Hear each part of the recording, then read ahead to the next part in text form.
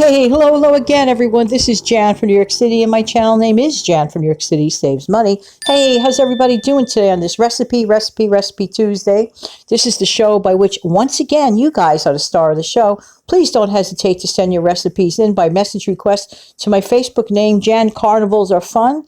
Send me over a message request and the handwritten recipe typed in, and we'll get started that way. And if you could send a picture, like these pictures, for example, then it's all the better. If you don't have a picture, that's fine too. We can still just talk about it and share recipes. You guys have great ideas. Look at Sharon's rolls, okay? I don't know what to call them. Sharon's dinner rolls or lunch rolls or anytime rolls, really. How about that? Sharon's anytime rolls. They're gorgeous, aren't they? Don't you just want to grab one of those and put a little butter on them? Yum. Let's get started. Here are the ingredients. 2 cups of warm water, 1 tablespoon of yeast, 3/8 of a cup of sugar, 3/8 of a cup of bread flour. You mix this together, then add in 2 cups of bread flour, 3/8 of a tablespoon of salt. You mix that in, then you add 2 cups of bread flour, 1/4 cup of oil, and mix until the dough pulls away from the sides of the bowl. And depending on the weather, you may actually need more flour. Add 1 or 2 tablespoons at a time. And if you are kneading by hand, use the flour sparingly on the counter. You're going to oil your hands to knead, and then the dough will be sticky, but as you knead, it will come together and be a little tacky. You're going to put in the greased bowl and cover and let rise.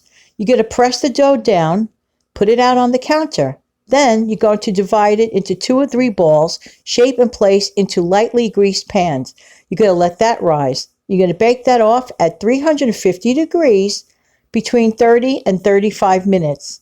And then at the end, you're going to brush the tops with melted butter. Does that not look at that roll? Look at that roll up close and personal. That is absolutely so gorgeous. Sharon, I have to say, you are talented. She doesn't say she's talented. She says she's determined.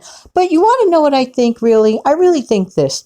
I think that talent and determination walk hand in hand.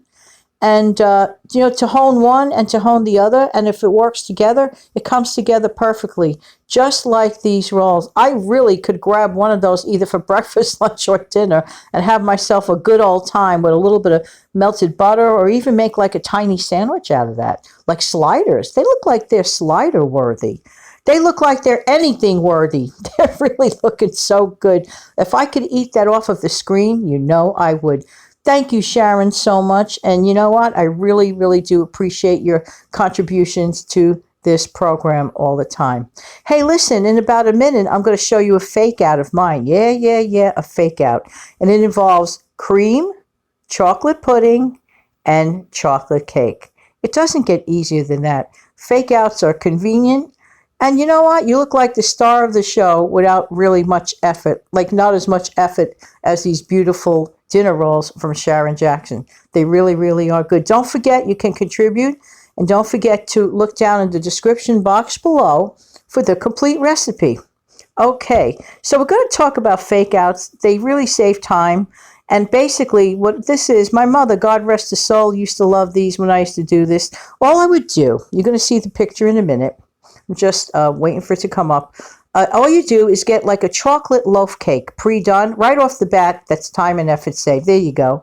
Get a chocolate loaf cake from your favorite brand of cake. Make instant chocolate pudding, which I did. I put it on the top of the slices.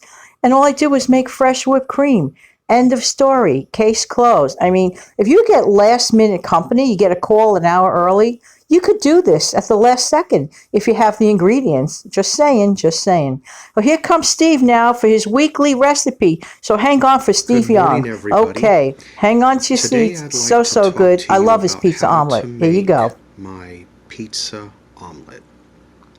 You're going to need 2 eggs, 2 teaspoons of milk, and a teaspoon of Parmesan cheese.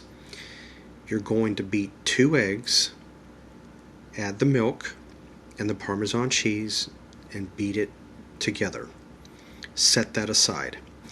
Then you're going to take a skillet and 4 to 6 pepperoni, and you're going to saute it in the skillet for about 2 to 3 minutes on each side.